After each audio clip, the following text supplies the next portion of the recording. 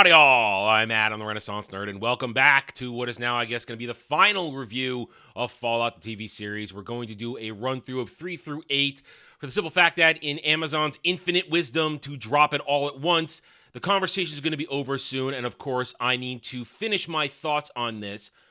Let's get it out of the way. I was wrong. Wait, hang on. Is the world ending? Is the ground falling out from beneath me? No. Has a nuclear bomb exploded outside my window? No. The world didn't end because I had a bad take at the start. That's right. I admit it. I was wrong. This show was not the woke disaster that I originally predicted it would be, nor thought it might be after episode 1. And those of you who were so angry at my first review, well, I was taking the show one episode at a time. If you had allowed me to take this journey, you could have just sat back and said, oh, he'll figure it out. Let's see if he gets there. Well, I got there. All your raging was for nothing if you're angry at me. Because here I am, once again saying, show was okay. It was good. Now, it's not a masterpiece by any means. And if we're going to talk about it as a normal show, then I'm going to normal critique it. I'm not going to go super verbose. I'm not going to get all crazy in my talking. It's not going to make up crazy nicknames for people because we're not here to make fun of it. We're here simply now to critique it in a normal fashion. So let's get to it. We're going to run through the remainder of the story, and then I'm going to give you my comments about what I think worked and didn't work. Very simple. Episode 3 was essentially Maximus, because he's going to call himself Titus. Maximus pretending to be Titus. He gets his new squire, Theodore, the dude with the mustache, not the they, them. I still don't forgive the they, them, by the way. Not the they, them, just the dude that was helping make fun of him and beat him up. And we're going to go through a short little thing here of Maximus and Theodore trying to be a team where let's be honest. Maximus is the weakest part of this show for me. The guy who plays him is a very poor actor. He has kind of one facial expression, looking like he's going to piss himself. That's kind of it. And Maximus, as a character, his growth is too slow. He doesn't mature fast enough. He doesn't become competent. In fact, at the very end, he's still not competent by the end of the show. But I digress. We'll get back to that later. Maximus and Theodore kind of trying to track down Lucy and eventually then the ghoul at the same time, although they never actually run into the ghoul again, not until way later. But Lucy on her own is trying to get the head to Moldaver. I still can't pronounce her name, but whatever. Moldaver. She stubs a tracking chip up the head's nose so that if she loses it, it'll be okay. Well, guess what? She ends up losing it when a giant mutant beast takes it away from her, and then she gets captured by the ghoul. And then the rest of the episode is basically Lucy and the ghoul kind of interacting for the first time because their relationship will be important, and if they go for a season 2, will of course be the central focus as they will end up traveling together. Anywho, Lucy and the ghoul end up trying to get the monster to get the head, but it doesn't really work, and they end up having to leave it behind, which allows Maximus and Theodore to eventually also get the head after a very kind of over-the-top fight where they kind of pull the monster's intestines out and it barfs up the head and they get it, and they think, hey, great, all right, fine, woohoo. What we got here in that episode is essentially more characters coming together. We're getting a better look at the ghoul when he was Cooper. We start getting his backstory, and that's one of my criticisms of this. I would have done an entire episode, save for the final reveal of what goes on in Cooper's life, of Cooper's backstory, instead of intersplicing it through the entire remaining 6-7 episodes, because it ruins the pacing, if you ask me. You get drawn into his past, and then suddenly we're back in the present with somebody else many times. It would have been better off if they had just done that. But once more, we will talk about that towards the end. Lucy's kidnapped by the ghoul. He's going to use her to get Trey because during their fight with the beastie in the water, she broke the vials of the serum that keeps him from going full ghoul. They go to some shopping mart where he turns her in to basically buy a bunch of vials. And while Lucy is in there, Lucy once more gets introduced to how harsh the surface is. She goes through the whole thing of meeting a Cogsworth and all that kind of jazz, and eventually she ends up freeing herself from captivity. Because she uses her skills, and she has the skills. We've established that Lucy has the skills, and I want to say it now again. Lucy remains the best thing about this show. Her character evolution is evolved in the sense of she changes due to the fact that she experiences things and how she's going to handle the world, but it doesn't change her personality. She maintains that little bit of hope, that little bit of optimism that makes her okie dokie. She maintains that. Although there is one scene later on when she and Maximus are teamed up where she says, "So you want to have sex now?" That's turning her into a whore. Not a good idea. I think it diminishes her character just a little bit that she's ready for casual sex at the drop of a hat when they're just sitting in a waiting room for decontamination. It diminishes her character, if you ask me. I understood at the beginning when it's supposed to be a wedding night and that's how they do things because it's boom, you're married now. Let's go for procreation. But to suddenly just say, "Hey, let's have sex at the drop of a hat," okie dokie, that diminishes her character. I'm just gonna say it. If you have a problem with that, well, that's a you problem. Right. Lucy actually causes a lot of destruction there, manages to escape. She gets some vials, drops it to the ghoul, and because she believes in this, they had this whole exchange about the golden rule, do unto others as others do to you. She offers him mercy and doesn't kill him when he's basically incapacitated, lacking his serum. The ghoul will then go inside the mart, and he will basically find the treasure trove of serum and kind of go into a stupor as he relives his past, finding a video of one of his old movies. Meanwhile, Maximus and Theodore, having gotten ahead, are sort of feeling really good about themselves until Theodore tells Maximus that, thinking he's Titus, I'm sorry that I beat up Maximus in this and that. I didn't want to be the one picked on anymore. And then Maximus, thinking he can trust Theodore, reveals himself, but then Theodore betrays him and steals his fusion core of his suit and leaves him trapped in it, allowing us for the next episode for Lucy to come along and rescue him out of the suit. Just open it up manually, and then suddenly Maximus and Lucy are a team, although he lies to her and says he's Knight Titus and will continue to lie to her for several episodes, which I know is supposed to be good character growth, but it didn't endear me to him further. In fact, it made me more annoyed because here we go, Lucy, who we like and we're interested in, having someone else lie to her like this, especially somebody who is supposed to be her romantic interest, although I find their chemistry and everything about them kind of forced. It doesn't set up well. Although, in the end, it proves more that Lucy is a better character than Maximus because she forgives him for lying to her later on. They go on their little adventure now. They're going to walk through the wasteland. They get caught up in vault number 4, which was the prototype vault, which we discover has been taking in refugees from the surface after the Shady Pines incident that blew up. Now, I'm briefly going to comment on the fact that apparently, I'm told by others, there are some lore discrepancies between the games and the show in terms of New Vegas and stuff like that. I'm not going to comment on that. I didn't play those games. As far as the show goes, we're just going to stay in what it says here. If you have a problem with that, don't get angry at me. I only played Fallout 4, and I'm not about to go buy Fallout 3 right now. It's not going to happen, so I'm sorry. Or New Vegas. Right. They go in Laboratory 4, and here begins kind of, I guess I'm going to say, tying together of a bunch of storylines. All this time, we've had a Vault 33 storyline where Lucy's brother Norman has been slowly uncovering the secrets of Vault 31, 32, and 33, the linked vaults. My feeling through episodes 3 through 7 was that this should have been done in a different time. Now, by episode 8, of course, it's revealed that it all ties together, but I still feel as though it was executed poorly.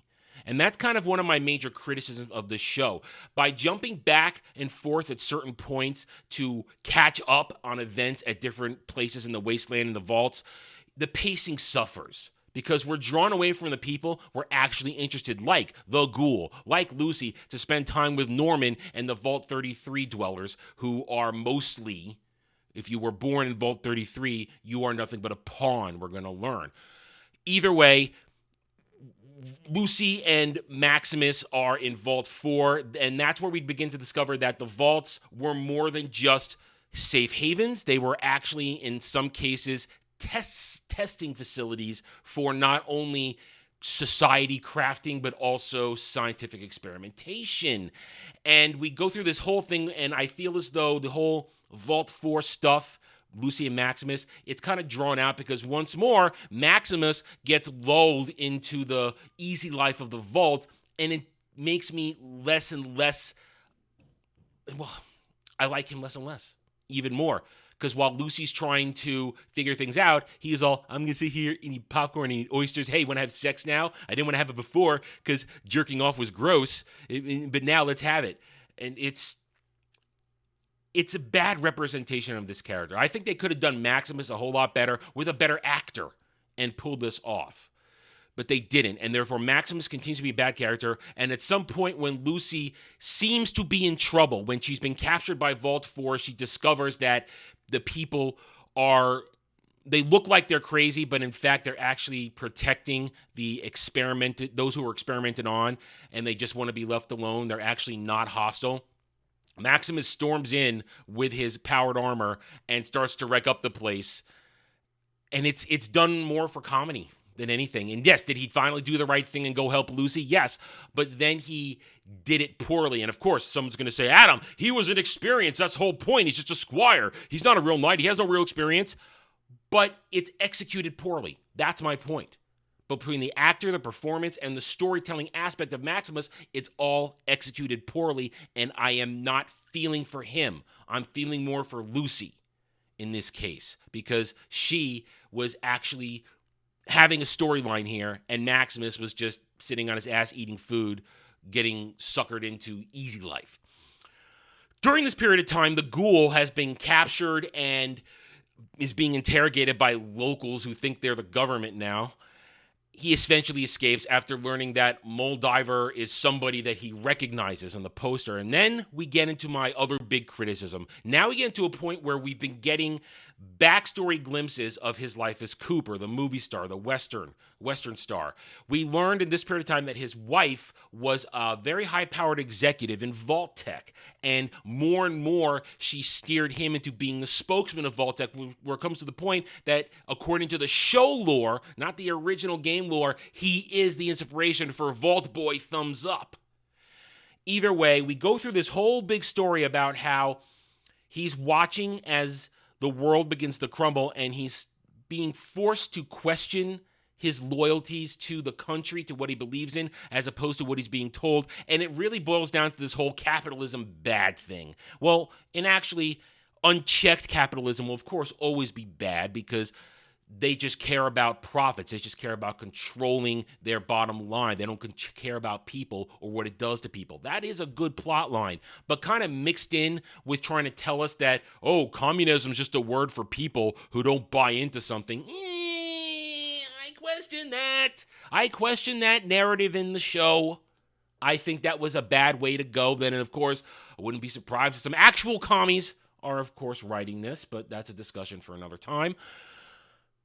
The whole point of Coop's backstory is to show us the secrets of Vault-Tec, and that is why I said a moment ago I was a little annoyed episodes 3 through 7 on the intersplice stuff of the Vault storyline, 33, 31, and 32, when in fact it is important to the plot of the season to discover that the Vaults are in fact one giant experiment, especially when they were broken down by the various corporations of the time before the war started, who were also all ready to start the war in order to make their profits and have everything go out the way they want, where they can social experiment and run the world themselves without factions and this and that. And my other problem is the fact that it turns Moldiver into the good guy. And I don't like the way that's executed because she just wanted her original cold fusion tech back to herself because, okay, spoiler at this point, she cryo-froze herself to Cold Future. So she existed pre-war. She is now alive because of cryo-freeze and all that kind of stuff because she just wanted a chance to make normal society, to give life to the world through free and clean energy. I don't appreciate that turnaround, and I'll explain why when we get to the final moments of the season. Either way, here we go. Lucy and Maximus, who escaped Vault 4, are now heading towards the head again. They're still tracking the head because Lucy can still track it. The ghoul is now on the hunt for the head as well, but he's also on the hunt for Moldiver because he knows that's where the head's going to end up, because he also has a beef with her and the people who are involved, because some things are now dropped that he realizes, hey, wait a minute. He recognizes Lucy's last name, which leads him to also want to question what's going on with Moldiver. All things come together.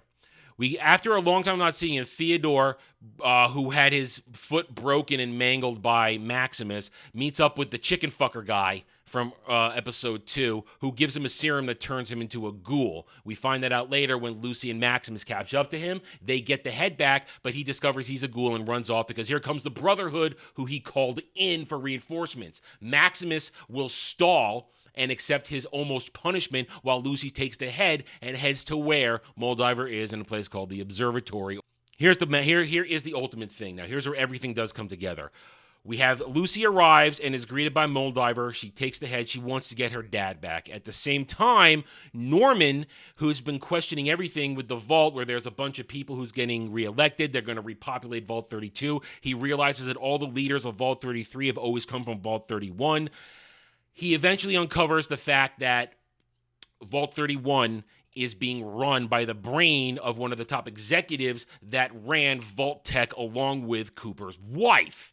He's running his special program. He's a real just guy who believes in super management. I want to craft the perfect management society, blah-de-blah-de-blah.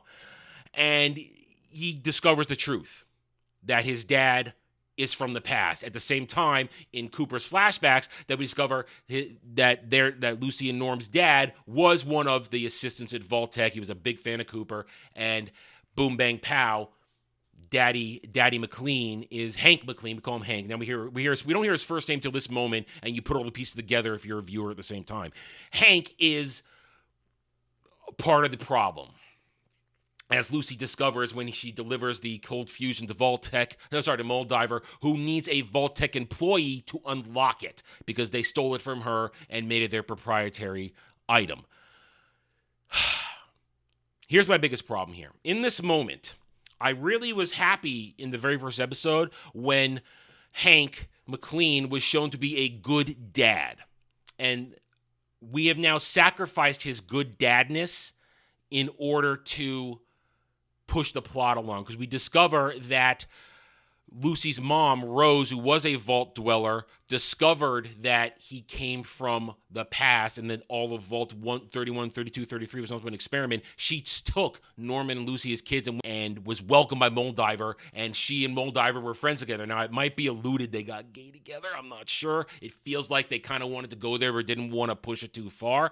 We also discovered that there's a ghoul chained to a dinner table that is Lucy's mom. It's a little over-the-top schmaltzy. I don't approve of this. I think it's too much. Again, poor narrative pacing, poor writing. The show is ripe with it. Don't get me wrong. While it's an okay show, the writing is a little hacked at times. It's not that great. It's a little forced. And we get the whole thing that Hank triggered the nuclear attack and caused everybody's tragedy around there. I don't like they took away Good Dad. I think that was a mistake. I think they should have stuck with Good Dad. I think they should have stuck with him trying to do the right thing for his family and maybe being forced to do something and did his best. But no, he is flat out a company man still, which erases all the goodwill from episode 1 that I had. And I don't like that. I wanted Good Dad's story. I thought we had got a win here. We're going to have a good dad, but no. Not bad dad, just they took away Good Dad. Because from the story character perspective, you understand it. It's completely understandable. He's a company man. Vault Tech and their desires come first. Vault Tech and their masters come first. But I just don't like the way they sacrificed it. It bugs me. As Moldiver tries to trigger, as she turns on the whole cold fusion stuff and reveals that she's just a good guy that wanted to give energy. And I don't. That's the other thing I don't like. I don't like that we traded Good Dad for just, she's a great woman who just wanted to give energy. I feel like it's unearned. Because during Cooper's flashbacks, she was the one that said communism is just a word they use to cover up for people who have different ideas, and I just want my energy back, and I'm really a good person. I don't like the way they handled it. And I wouldn't have liked the way they handled it if it was a dude, because it's just, to me, it's bad storytelling. It's a twist for the sake of a twist. Meanwhile, the Brotherhood and the faction of now the new California Republic, they're battling it out. The Brotherhood of Steel's first wave kind of gets beat up a lot. Maximus has been forgiven by the cleric in charge, and the they-them comes back, and they're all happy together. We learned that the they-them is the one that cut up her own foot, and Maximus was accused for nothing. Throughout the battle, Maximus just kind of goes along. He doesn't really do anything. He's living on this dream now. He wants to go back to the vault with Lucy. But once more, it's not good development for Maximus. I find it very poor. I find it very weak. The Ghoul, this entire time, has infiltrated the New Republic headquarters and shows that he can massacre even armored soldiers because he was an armored Marine way back in the day, and he knows the hiccups, the problems with the gear. And I just put this question out there. It kind of shows me, I wonder if everybody was paying attention when writing the show, because if we go all the way back to episode 2, when the Ghoul fought Maximus fully armed, Ghoul had all his weapons. The Ghoul in this moment, when he takes out like 3 or 4 powered armors in a second, talking about a defect under the chest plate, why didn't he do that against Maximus? Oh, plot. See, that's what I'm talking about, the writing of this. That's poor writing. To suddenly introduce a defect that the Ghoul can exploit against 4 powered armors when he could have done that against Maximus way back in episode 2, I don't appreciate that. I think that's weak. That's lazy storytelling. They just did it now to show him be a badass, not realizing that they've weakened the characters that they introduced earlier on. The Ghoul manages to take out all these armors, and then he basically waits in the shadows while Lucy gets her truths from her dad. Maximus eventually shows up. He gets knocked out when Lucy's dad, after he mistakenly lets him out of the cage, because he keeps trying to let Lucy out. He's trying to get Lucy to let him out, but she doesn't do it. Maximus lets him out, and a powered armor had wandered in, empty, well, headless, and Hank took it over. Hank beats up Maximus, tries to get Lucy to come with him, but then here comes the Ghoul. And the Ghoul, who recognizes him, and at this point we had gotten the full reveal that Coop's story is basically this.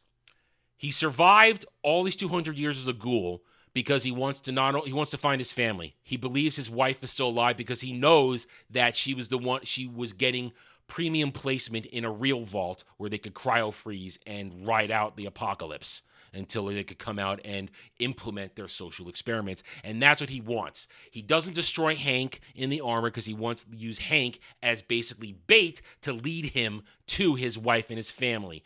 And he says, Lucy, you're going to come with me or not? You know how this shit works now. Are you ready to be my partner? And Lucy says, okie dokie. She's going to go along with him. And that's where we get now, setting up for season 2. Meanwhile, Maximus gets praised as the hero of the battle, and he's going to be Knight Maximus, although he doesn't look happy about it. And I give it that. He knows he hasn't earned it. He knows he hasn't done anything. But that's his situation. At the same time, Vault 31 and 32 and 33, poor Norm is kind of trapped because he is locked in. He has to cryo-freeze himself if he wants to exist. Therefore, nobody in Vault 33 or 32 who isn't from Vault 31 knows the truth at this point, because those in Vault 32 had figured out the truth and, well, they Minecrafted themselves to get out of it. And that's kind of the season. There you go, guys. And they've obviously set up a season 2, and there it is. This was just a normal show in the end. The agenda that I thought might creep in that I saw in episode 1 did not manifest. It simply moved along as a normal show. But it's by no means a fantastic, incredible achievement of a show. It's just a regular 7 out of 10 show that kind of moved along from one plot point to another.